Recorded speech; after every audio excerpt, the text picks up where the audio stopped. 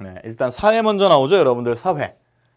신분제도라고 돼 있죠. 신분제도. 일단 우리 국사에서 사회사를 공부한다라는 것은요, 신분에 대한 얘기를 해야 됩니다. 자, 여러분들, 우리 역사에서 신분제도가 법적으로 완전히 폐지됐다.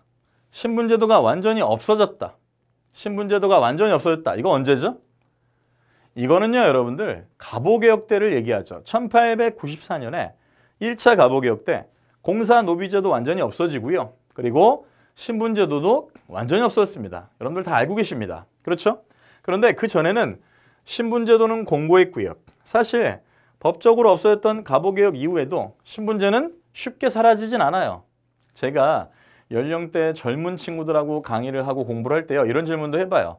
요즘 여러분들 21세기 대한민국 신분제 없는 나라죠? 이렇게 물어보면요, 수많은 학생들이 피식 웃어요. 썩소를 날려요. 냉소를 날려요. 아, 가슴 아파요. 자본주의, 고도 자본주의 사회에서 신분을 결정하는 건 돈이잖아요. 사실 이런 얘기를 마음속에 담고 있는 거죠. 그렇죠? 최근에 금수저, 은수저, 흑수저 이런 얘기까지 나오고 있잖아요. 자, 신분제도라는 것을 역사에서 접근할 때는요, 일단 현재 대한민국 갑오개혁 이후 법적 신분제는 완전 폐지고요.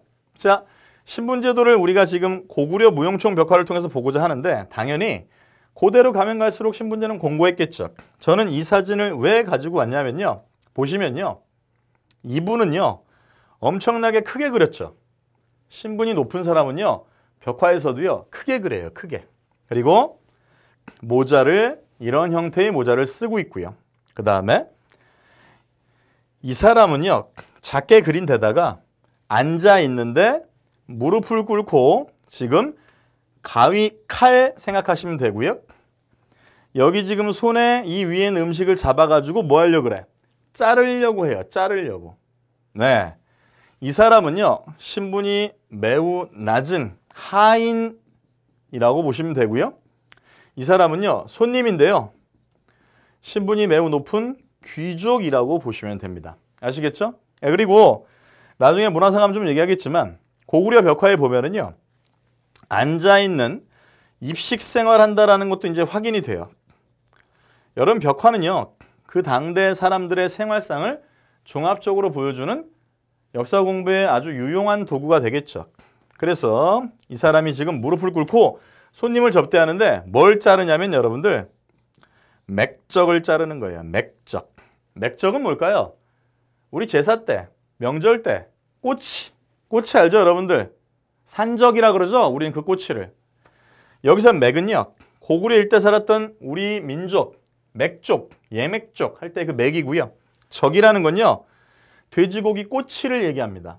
그래서 고구려 사람들은 귀한 손님이 오면은요 돼지를 잡아가지고 불고기 양념에 재서 구워서 잘라서 대접해요. 딱 무릎을 꿇고 촥촥촥촥 잘 잘라가지고 대접하고 소주 한 잔 따라 드리겠죠. 자, 여러분들 뭘 할 수 있죠? 돼지고기를 매우 즐겼다라는 거고요. 그럼 그때 그 양념 소스는 뭘까요? 양념 소스는요 그 당시에 뭐 연두해요 이런 거 있겠어요? 특정 브랜드를 얘기하고 싶진 않고요. 그때는 뭐예요? 된장이죠, 된장. 우리 민족에게 뗄래야 뗄 수 없는 최고의 명양념, 된장이죠. 된장에다가 푹 쟀다가 귀한 손님이 오면은 구워가지고 잘라서 대접합니다. 이 벽화를 통해서 알 수 있고요. 무용총에 남아있는 벽화가 되겠습니다. 알겠죠? 자, 여러분, 우리가 무용총 벽화에서요 맥적을 잘라서 대접하는 장면을 통해서 신분제도에 대해서 엿봤습니다. 그렇죠? 네, 이제 그러면은 다음 페이지로 가보겠습니다. 자, 가십니다.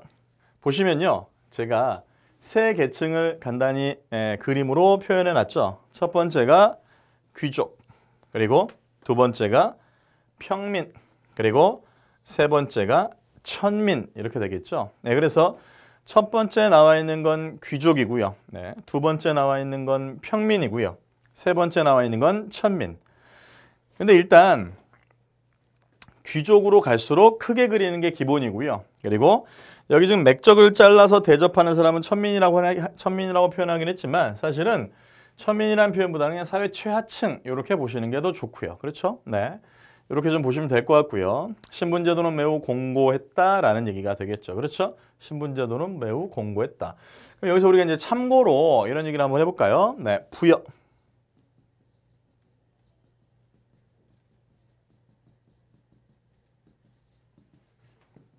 부여의 신분제도에 대한 얘기를 해볼까요? 참고로 네, 부여입니다.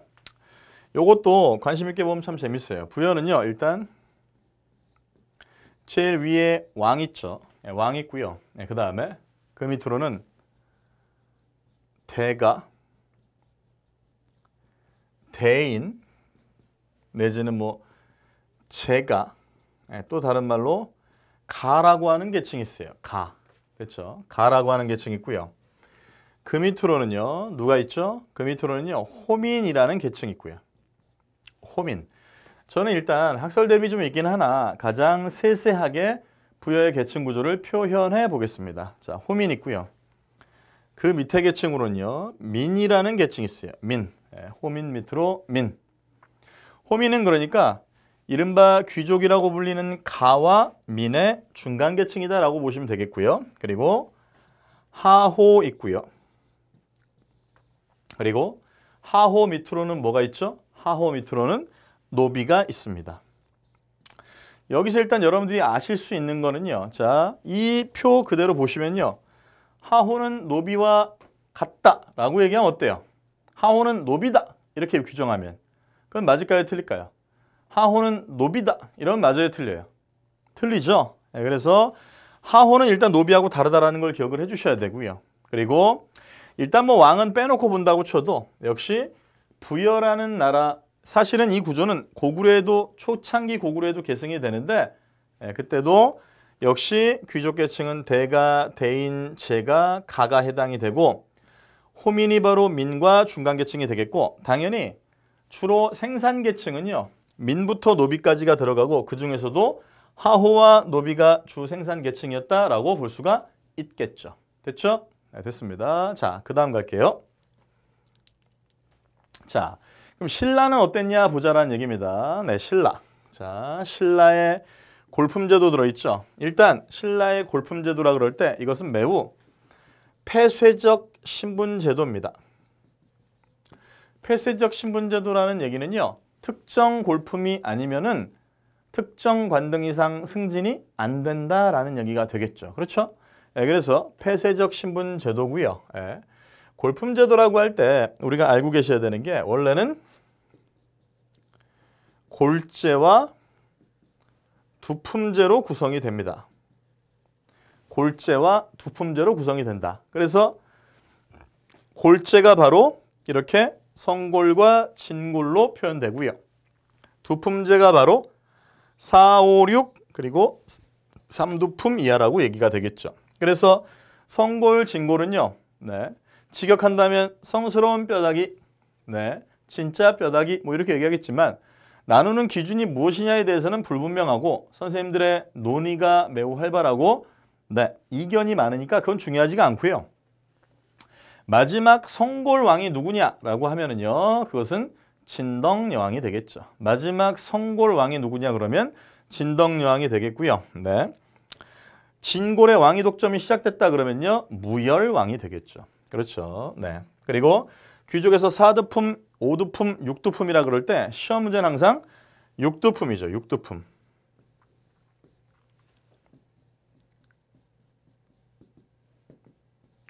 등난이라고 합니다. 등난. 다른 이름으로. 그럼 등난이라 그럴 때 등난은 뭐죠? 얻기가 어렵다라는 의미가 되겠죠. 직역하면. 그러니까 6두품도 그렇게 낮은 신분은 아니다라는 뜻입니다. 그렇죠. 네. 그런데 시험 문제는 항상 이 6두품은요. 6두품은 요렇게. 그리고 중요한 내용이기 때문에 시험 문제에서도 주로 많이 나오기도 하고 우리가 알고 있어야 되는 게 시기별로 중대와 하대 6두품의 역할이 다르다라는 얘기입니다. 왜 다르냐? 신라 중대에는요. 6두품이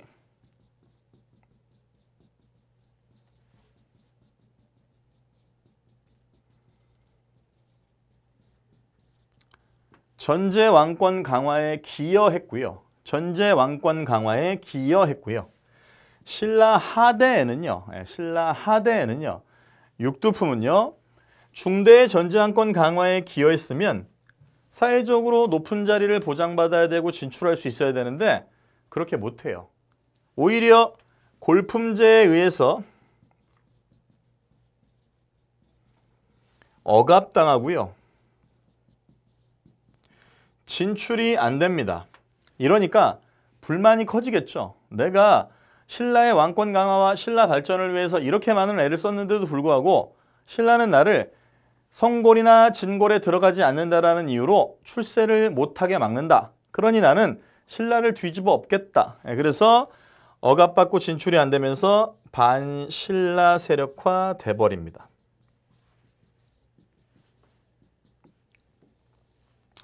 반신라 세력화 돼버렸다. 누구와 함께? 지방 호족과 함께 반신라 세력화 돼버렸다. 이렇게 가는 겁니다. 알겠죠? 이게 바로 신라의 폐쇄적인 신분제도인 골품제도에 대한 설명이 되겠고요. 내가 어느 골품에 들어가느냐에 따라서 나는 사회적 신분과 내가 입어야 될 의복과 내 친인척들의 사회적 신분까지 한 번에 다 결정이 돼버렸다라는 얘기입니다. 됐죠? 자, 그럼 우리가 이렇게 골품제 틀을 통해서 신라인들의 관등 진출은 어떻게 제한을 받았는지에 대해서 구체적으로 한번 표를 통해서 보겠습니다. 자, 보시겠습니다. 자, 보시면요. 지금 이렇게 골품제도를 표를 통해서 얘기해 놓고 있어요. 자, 여러분들 초등학생도 표를 보고 따라올 수 있는 겁니다. 일단 보시면요. 관등명. 자, 1등급에 해당되는 관등을 이벌찬이라고 불렀대요. 요즘으로 치면요. 국무총리격이다 라고 볼 수 있어요. 국무총리격이다. 쉽게 접근하면. 됐죠? 그런데 1관등부터 5관등까지는요. 보시다시피 누구만? 진골만 독점 가능이죠. 진골만 독점 가능이죠. 그렇죠? 진골만 독점 가능이죠. 그렇죠? 네, 그리고 육두품은요. 여러분들 보시면은 5관등에 오를 수가 없죠. 네, 이게 상당히 중요한 포인트가 됩니다. 그럼 보시는 대로 이해하십니다. 육두품은요. 몇 관등에서 몇 관등까지? 17부터 6까지만 육두품이 가능하다라는 얘기죠. 당연한 얘기죠. 자, 이제 공복의 색깔을 가지고 얘기해 볼까요? 네. 1관등에서 5관등은요. 자색 공복을 입는다라고 돼 있어요. 그대로.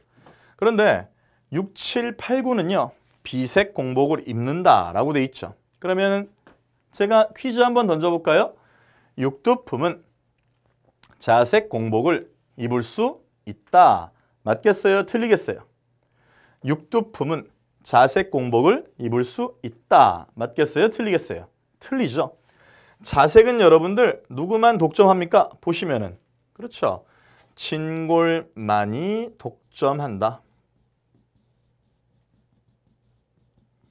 이렇게 가셔야죠. 진골만이 독점한다. 됐죠?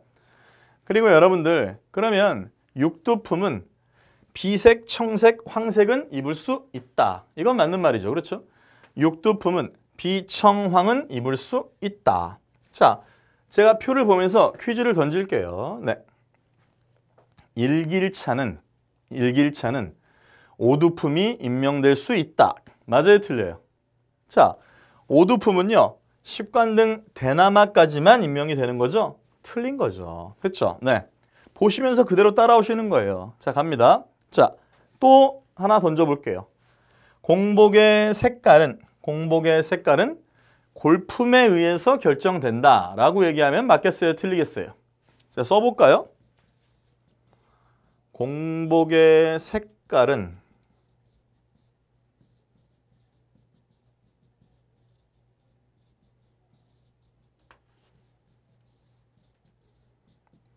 골품에 의해 결정된다라고 누가 주장한다면 여러분들은 여기에 대해서 맞아요 라고 해야 됩니까?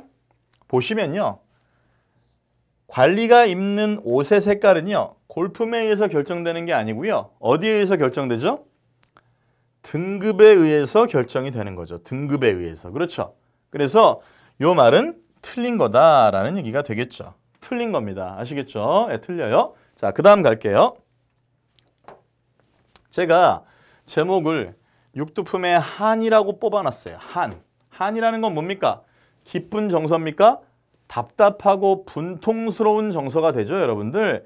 육두품의 한입니다. 자, 제가 초상화 넣어놨습니다. 최치원 선생이죠. 네, 최치원 선생입니다. 고운입니다. 예. 대표적인 호는 고운이에요. 외로운 구름이다 이렇게 얘기하는데 여러분들 초상화 보니까 초상화에서 느껴지세요? 공부 겁나게 잘할 것 같은 얼굴입니까? 네, 대단한 인물입니다. 12살에 당에 조기 유학을 떠나세요. 우리 역사상 최초의 조기 유학생이다. 인천 앞바다에서 배를 타고 청운의 꿈을 안고 당나라에 갑니다. 아빠가 최치원한테 뭐라 그랬을까요? 엄마, 너 빨리 가서 당나라 빈공과에 급제해. 너 만약에 빨리 안 붙으면 돈 안 버네, 임마. 예, 최치원은요. 정말 열심히 공부했어요. 열심히. 자, 보세요. 가을바람에 괴롭게 시를 읊노라. 세상에 나를 알아주는 이가 드물구나. 한밤중 창밖엔 비가 내리는데. 네, 포인트는 여기 있죠. 당나라 빈공과라는 과거 시험에 수석으로 급제하며 당나라에서 이름을 떨치고 최고의 인재라는 평가를 받았음에도 불구하고 조국인 신라의 현실을 바꿔보고자 신라로 들어왔지만 신라에서는 육두품이기 때문에 자신을 인정해 주지도 않고 자신의 정책을 반영해 주지도 않고 자신이 꿈꿨던 정치가 제대로 되지도 않아요. 네, 그래서 최치원은 좌절한다라는 얘기가 되겠죠. 그렇죠. 그래서 최치원이 바로 대표적인 육두품이고요. 이 육두품들은 고위직에 갈 수가 없어요. 고위직에 갈 수가 없으니까요. 주로 어느 파트에서? 그렇죠. 학문과 종교 파트에서 일을 했다라는 얘기입니다. 학문과 종교 파트에서 자신의 명성을 떨치게 된다. 됐죠? 이렇게. 그래서 신라의 골품제도 그럴 때 육두품의 한이라고 표현을 제가 했습니다. 됐죠? 네. 그 다음 장 한번 보실까요? 자, 갑니다.